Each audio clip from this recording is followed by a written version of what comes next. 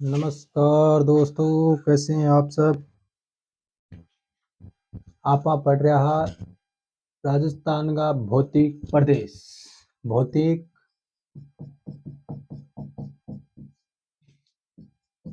प्रदेश जगह आप पश्चिमी मरुस्थलीय प्रदेश,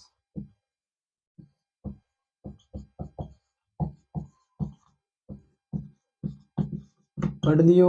4 भागा में बांटियो। अरावली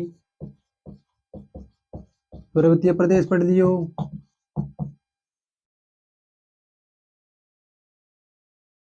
पूर्वी मैदानी प्रदेश पढ़ लियो। अब है दक्षिणी पूर्वी पठारी प्रदेश। पठारी प्रदेश जगह आप बोला हाड़ौती का पठार। हाड़ौती को पठार। आज आप पढ़ांगा दक्षिण पूर्वी पठारी प्रदेश। दक्षिणी पूर्वी पठारी प्रदेश। अब देखो,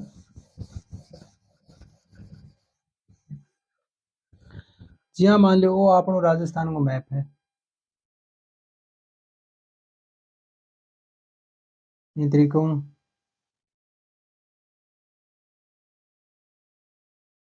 यहाँ मान नॉर्मल आप ले लियो। हाड़ौती प्रदेश आवे यू, इन्हें पश्चिमी प्रदेश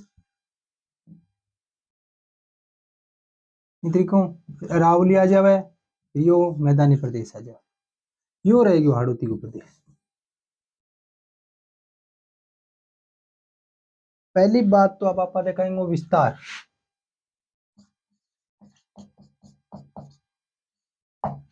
हाड़ौती के प्रदेश है, दक्षिण पूर्वी पठारी प्रदेश है, वो विस्तार कड़े कड़े कोटा, बूंदी,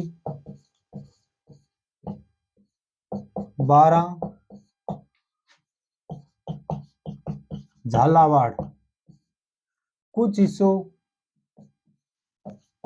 चित्तौड़ को भी आवे, कुछ हिस्सों भीलवाड़ा को भी आवे। एक सवाई माधोपुर,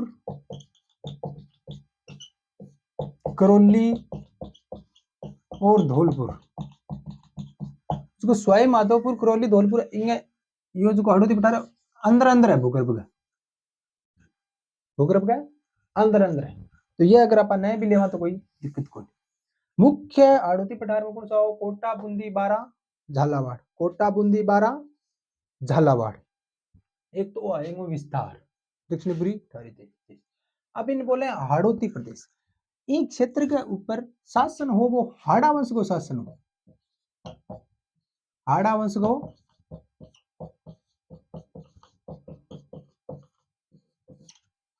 हाड़ा वंश को शासन होने की वजह इन्हें हाड़ौती का पठार भी बोले। हाड़ौती का पठार क्योंकि एडा जो राजवंश हो वो हाड़ा राजवंश हो। हाड़ा राजवंश होने की वजह से इन्हें हाड़ौती को पठार भी बोले जावे। अब देखा इंगो यो हिस्सों क्या है। अगर आप राजस्थान में बात भारत के लेवल पर बात करा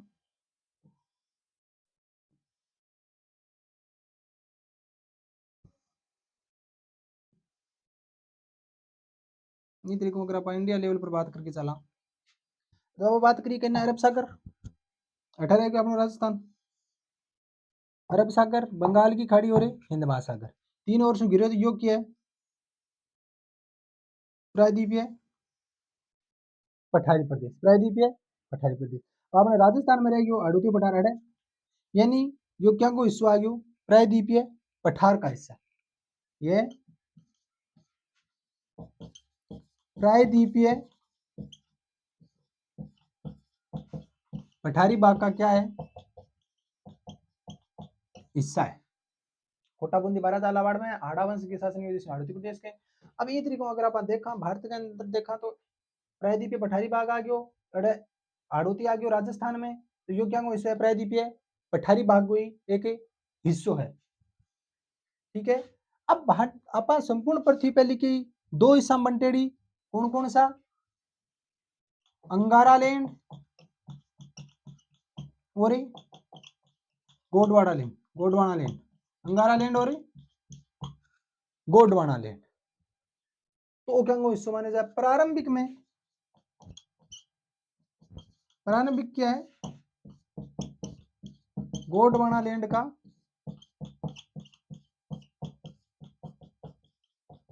हिस्सा। अब देखो 4 भाग है। पश्चिम रुस्तले प्रदेश अंगारा लैंड को हिस्सा है, अरावली पर्वतमाला गोंडवाना लैंड को हिस्सा है,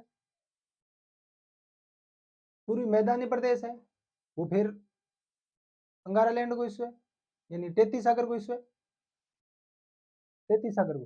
पश्चिम उत्तर प्रदेश भी टेती सागर को, दक्षिणी जो कृषि पूर्वी कृषि मैदान है यो भी टेती सागर को, अरावली और हडोती को पठार है क्या हुआ है गोंडवाना लैंड।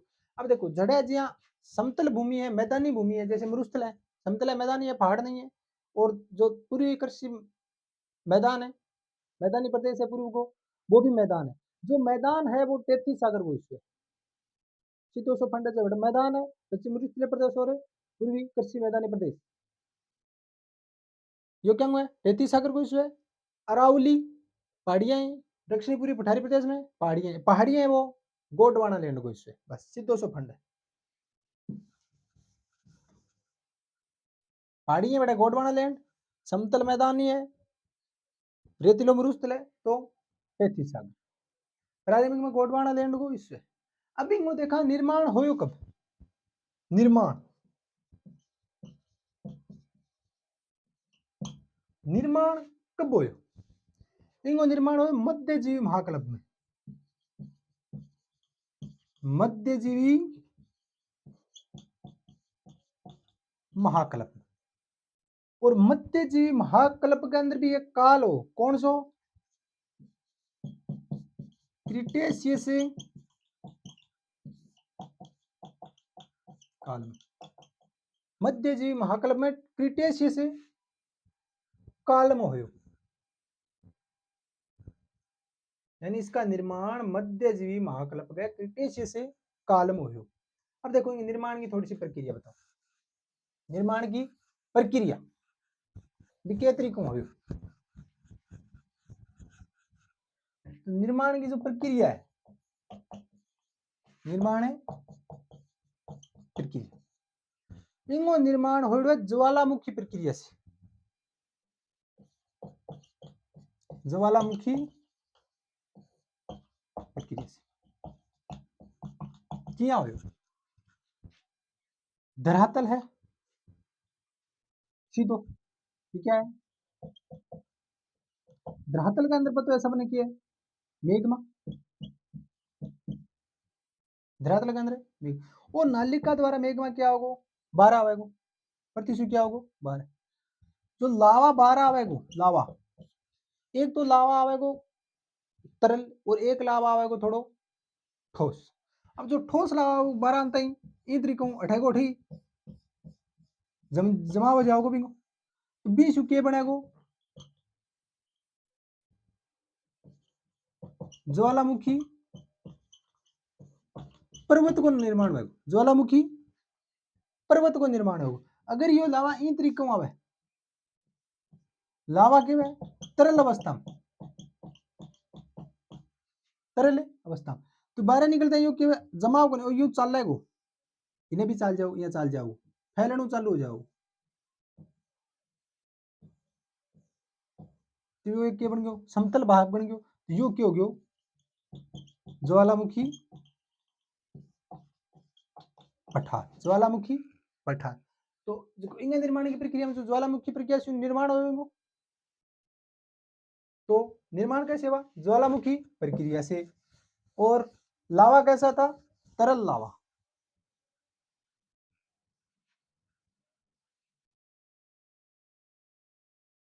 अब यो प्रदेश अरावली में विंध्याचल पर्वतमाला,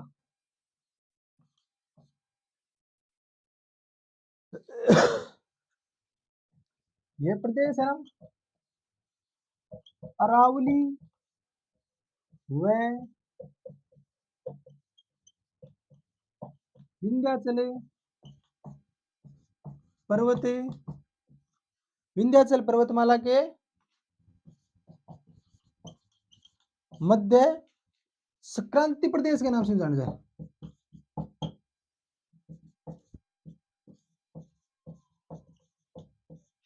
संक्रांति प्रदेश के नाम से जाना जाता है। संक्रांति प्रदेश।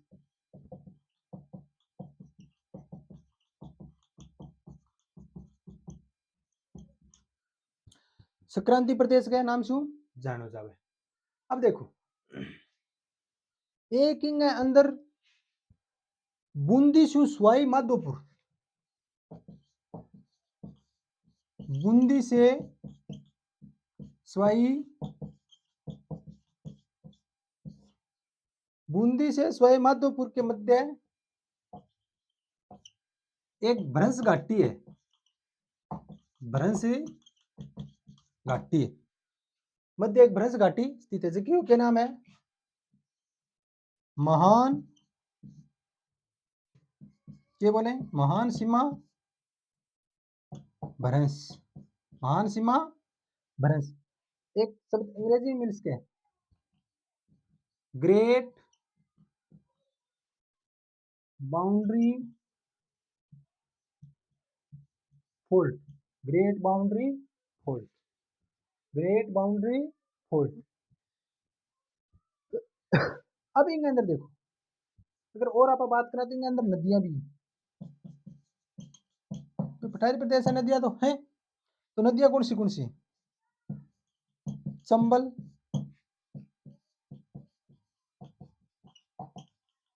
काली सिंध, आहू, परवन, कुन्नू, पार्वती, इन अंदर के नदियां। अब देखो निर्माण और ज्वालामुखी प्रक्रिया से वो प्रदेश अरावली और विंध्याचल पर्वतमाला के मध्य संक्रांति प्रदेश के नाम से जाने जावे। क्या नाम हो? संक्रांति प्रदेश के नाम से जाने जावे। बूंदी और सवाई माधोपुर के मध्य की है महान सीमा भ्रंश घाटी है, जिसकी भ्रंश घाटी है, इनके बोले ग्रेट बाउंड्री फोल्ड।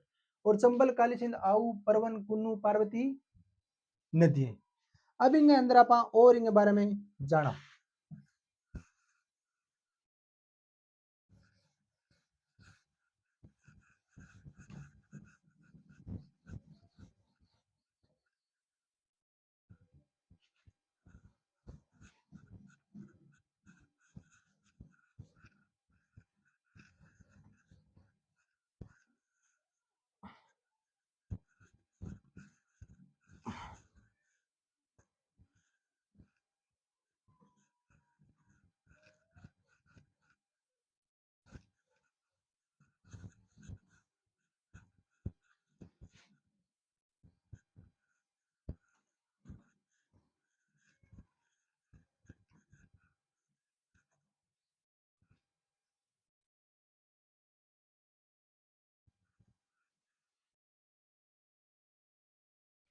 अब देखो क्या पढ़ा? दक्षिणी पूर्वी पठारी प्रदेश। अब देखो इनके बारे में आप और जानो। एक तो क्षेत्रफल कितना है? लगभग 7%, 6.49 भी मिल जाओगे, 6.60-70 भी मिल जाओगे, लेकिन आप मान चला कितना है? लगभग 7%। और जनसंख्या, कितनी जनसंख्या? 10% जनसंख्या निवास करे। एक तो बात 10% जनसंख्या निवास करे, क्षेत्रफल है 7% है। वर्षा कितनी में? 80 से 100 भी मिल जाओगे, 90 मिल जाओगे, यानी लगभग मानी चालो जैसे 80 सेंटीमीटर से अधिक लिख दिया, 80 सेंटीमीटर से अधिक। 100 सेंटीमीटर मिल सके 90 में मिल सके, कोई फिक्स थोड़ी है वर्षा का भाई इतना ही है वो।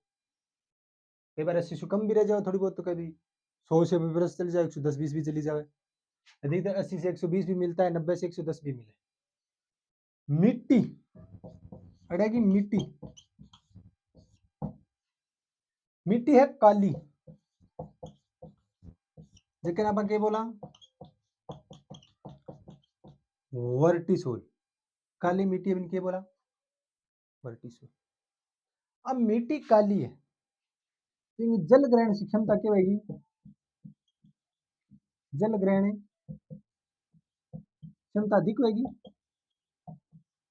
अब अगर जल ग्रहण क्षमता अधिक होगी यानी पानी ज्यादा रहेगा कोई अंदर, तो आप धान की खेती कौन कर सका, जैसे मूंग मोट बाजरा जवार गवार, तो अड़े फसल कौन सी होगी फिर, फसल जैसे मुख्य फसल में होगा कपास, चावल में भी ज्यादा पानी चाहिए, आपने फसल तो खराब हो जा, और सोयाबीन भी हुए, यानी कौन सी फसल में ऐड है, व्यापारिक फसल में, कौन सी व्यापारिक फसल, यानी व्यापारिक फसल बोलते हैं सीधी नगदी फसल, आप बोला व्यापारिक फसल। अब देखो इतनी काली मिट्टी है ज्यादा है, तो इन प्रदेश की आर्द्रता क्या होगी, सर्वाधिक आर्द्रता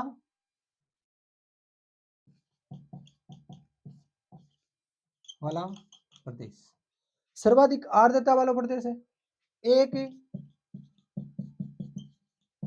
सर्वाधिक वर्षा वाला प्रदेश है,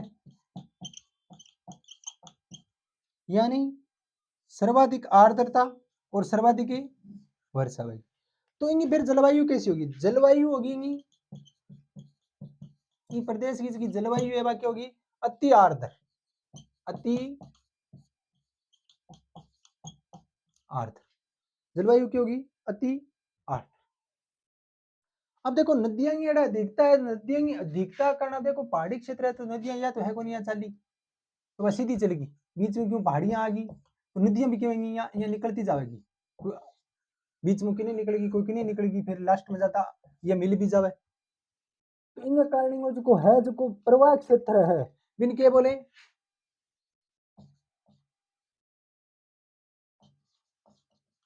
अस्पष्ट अधर प्रवाह है क्षेत्र, नदियां की अधिकता के कारण इन अस्पष्ट अधर प्रवाह क्षेत्र भी कहा जाए, इंपॉर्टेंट है ये, नदियां की अधिकता के कारण अस्पष्ट अधर प्रवाह क्षेत्र। संक्रांति फसल हो गया, एक कड़ा फसला कौन सी में मसाले,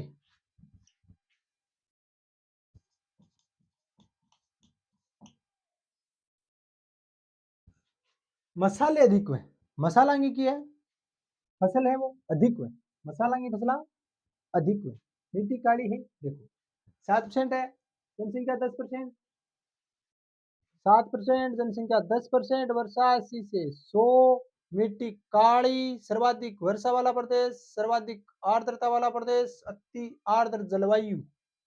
फसला अगर मिट्टी काली है तो जल ग्रहण क्षमता क्या है ज्यादा, तो फसला क्या होगी, कपास है, सोयाबीन है, चावल है, इस तरीके की फसला होगी, यानी व्यापारिक फसला होंगी या फिर मसाले की फसला होंगी।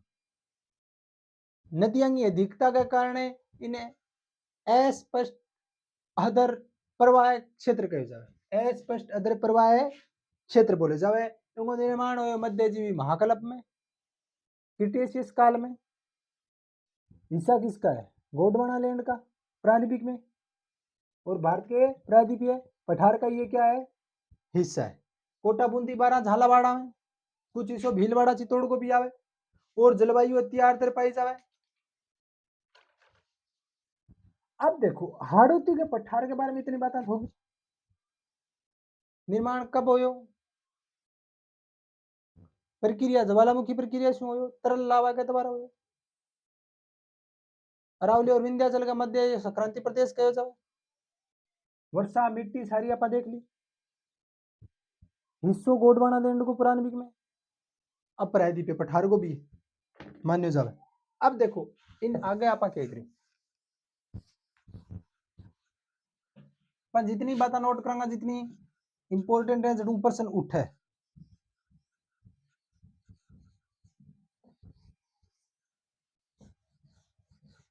और नदियों की अधिकता के कारण अस्पष्ट अधर प्रवाह क्षेत्र कहते हैं इसको, अस्पष्ट अधर प्रवाह क्षेत्र। नदियां काली सिंध, चंबल, पार्वती, कुन्नू, परवन, यह है।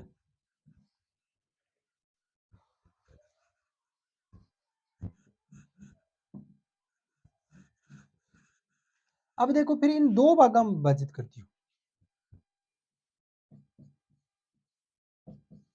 दो भागों में विभाजित करती हूँ। एक तो करती हूँ विंध्यन कगार क्षेत्र, विंध्य कगार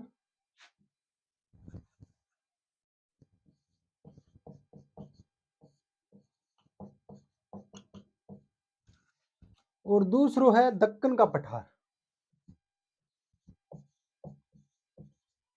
दक्कन का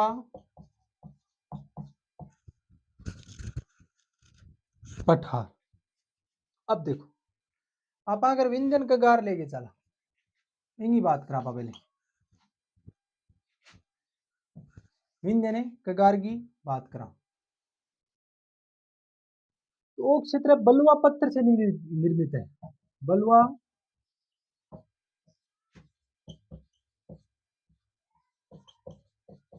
पत्थर से निर्मित। और चंबल है कड़े, चंबल व बनास नदी के,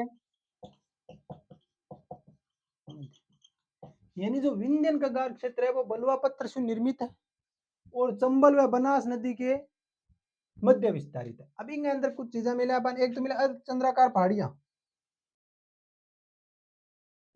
अर्ध चंद्राकार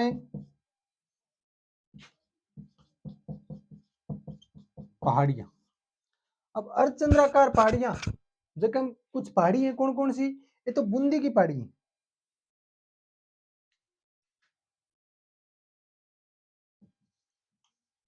बूंदी की अर्धचंद्राकार पहाड़ियां के अंदर कौन सी है, बूंदी की पहाड़ी, जिसके गढ़े हैं बूंदी की पहाड़ी है तो बूंदी जिले में है।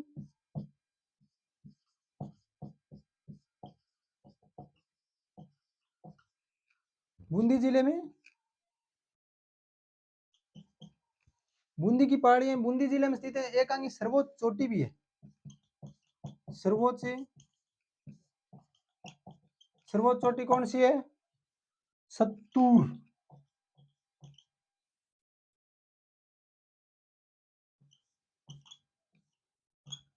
ऊंचाई कितनी है, 353 मीटर, 353 मीटर। दूसरी है रामगढ़ की पहाड़ियां, रामगढ़ की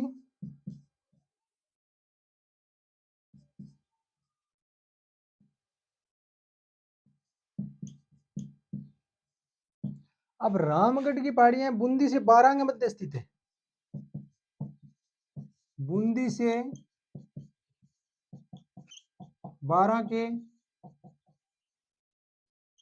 मध्य, बूंदी से 12 के मध्य। अच्छा की रामगढ़ की पहाड़ियां हैं बन क्या करते बांगी, घोड़े की नाल जैसी क्या करती है, इंग्लैंड के बोले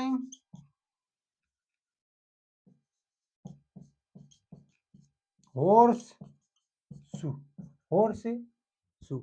अठे यो क्षेत्र है वो हेरिटेज क्षेत्र है, ये जियो हेरिटेज है चल, तो यानी राजस्थान का पहला जियो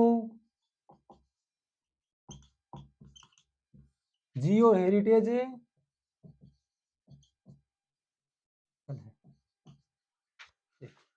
दो भाग માટે विद्यन कगार क्षेत्र और दक्कन का पठार, विंध्यन कंगार क्षेत्र और दक्कन का पठार। अब विंध्यन कंगार क्षेत्र के बारे में पढ़ा तो बलुआ पत्र से निर्मित है, चंबल और बनास नदी के मध्य। इसके अंदर अर्धचंद्राकार पहाड़ियां हैं, कौन कौन सी है? तो बूंदी की पहाड़ी है, इसकी बूंदी जिले में सर्वोच्च चोटी की है स्तूर 353 मीटर। दूसरी रामगढ़ की पहाड़ी है, बूंदी शू बारांगा मध्य, राजस्थान को पहलो जियो हेरिटेज स्थल है, क्या घोड़े की नाल के समान है, या बने और शिशु बोले जावे। अब देखो इनके अंदर दो पहाड़ियां और है, बांगा पा चर्चा करा। कौन कौन सी? मुकंदरा की पहाड़ियां, मुकंदरा की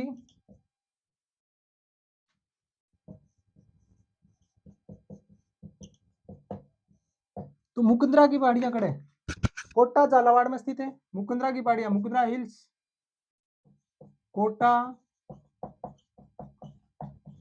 झालावाड़ में, कोटा झालावाड़ में स्थित है।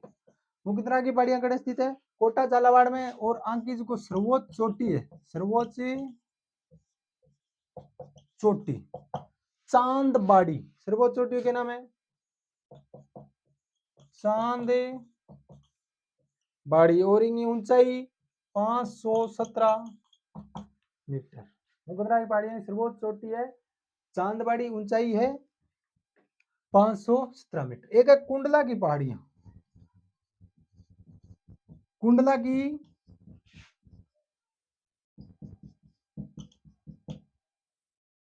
पहाड़ियां, कुंडला की पहाड़ियां कहाँ है? ये है कोटा के आसपास, कोटा के आसपास, यानी कोटा के जो आसपास पहाड़ियां हैं वे कौन सी हैं? कुंडला की पहाड़ी। यो दो भागम एक विंध्यन कगार क्षेत्र।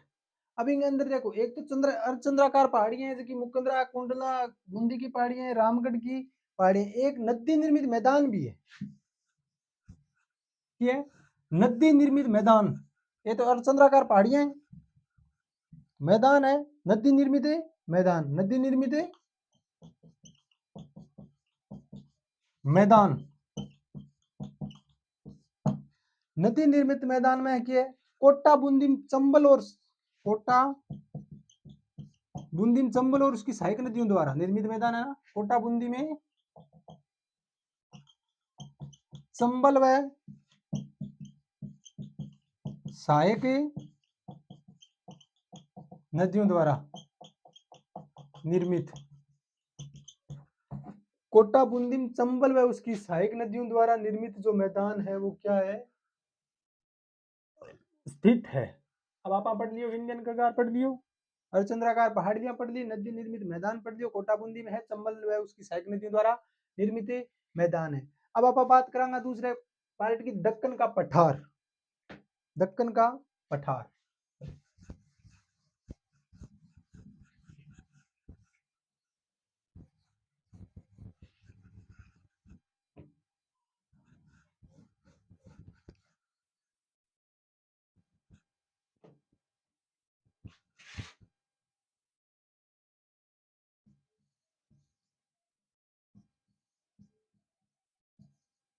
दक्कन का पठार।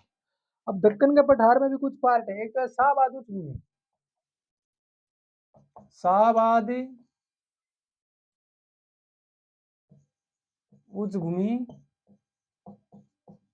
क्षेत्र, शाहबाद उच्च भूमि क्षेत्र, यो दक्कन का पठार कोई भाग है शाहबाद उच्च भूमि क्षेत्र, जिसको 12 में पूर्वी क्षेत्र में, 12 के पूर्वी क्षेत्र में जो शाहबाद है वो उच्च भूमि क्षेत्र है, वो 12 के पूर्वी क्षेत्र में।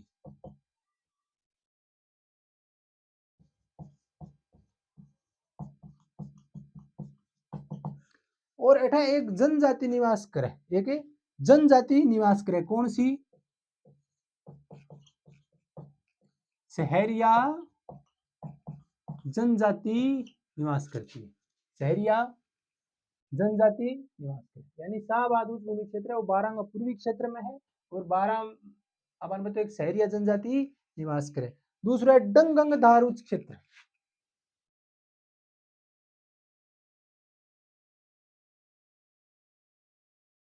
डंग गंगधार, गंगधार भी मिला, गंगाधर भी मिला। गंगधार है उच्च भूमि, डंग गंगधार उच्च भूमि क्षेत्र कड़ा है विंध्यन कगार भूमि तथा दक्कन के लावा के पठार के विभाजित है। यह क्षेत्र विंध्यन कगार भूमि तथा दक्कन का लावा पठार में विभाजित है। विंध्यन कंगार भूमि आप बड़ी विंध्यन कगार भूमि और दक्कन को उसको लावा पठार है बिंग अंदर विभाजित है। यह भूमि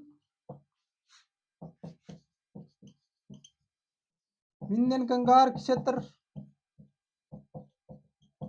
वह दक्कन का लावा पठार में विभाजित है। दक्कन के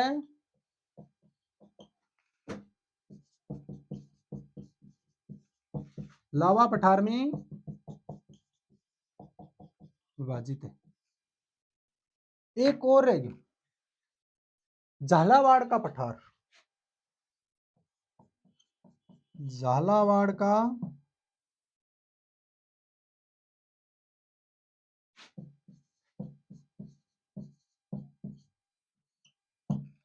झालावाड़ को पठार कटा है मालवा के पठार को उत्तरी भाग। झालावाड़ को पठार कटा है मालवा के पठार को उत्तरी भाग। मालवा के पठार का मालवा को पठार है उत्तरी भाग। अड़के छोटी छोटी पहाड़ियां विस्तृत हैं। अब देखो इतना हो गया। आप एक चीज और है एक क्षेत्र के अंदर दक्षिणी पूर्वी पठारी क्षेत्र के अंदर चंबल काली सिंध चंबल काली सिंध व पार्वती तीन नदियां होगी। चंबल काली सिंध व पार्वती कोटा जिले में त्रिकोणीय जलोढ़ बनाया जाए। कोटा जिले में नदियों द्वारा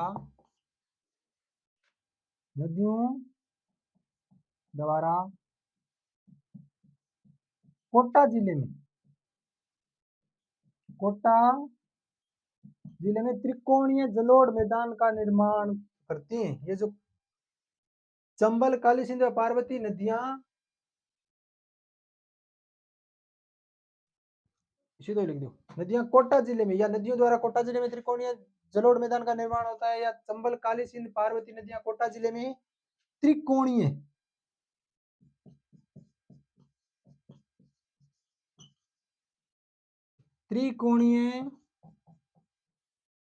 जलोढ़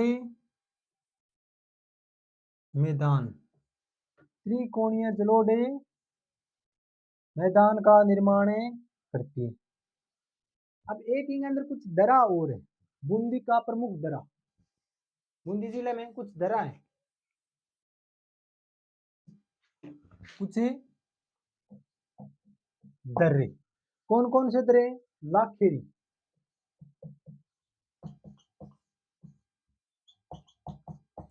एक तो दरा है लाखेरी रामगढ़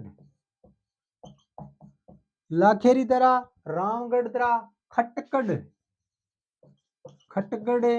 या खटगढ़ भी मिला है दरा।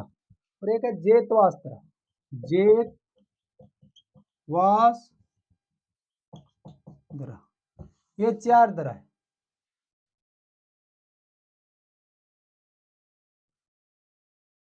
यानी हर उत्तर प्रदेश में ये चार दरा है और चारों लगभग है।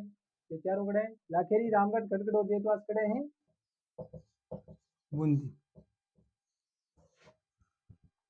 और फसला कपास सोयाबीन ये हुई है। मिट्टी काड़ी है वर्षा 80 से 100 है इससे भी अधिक मिल जाती है।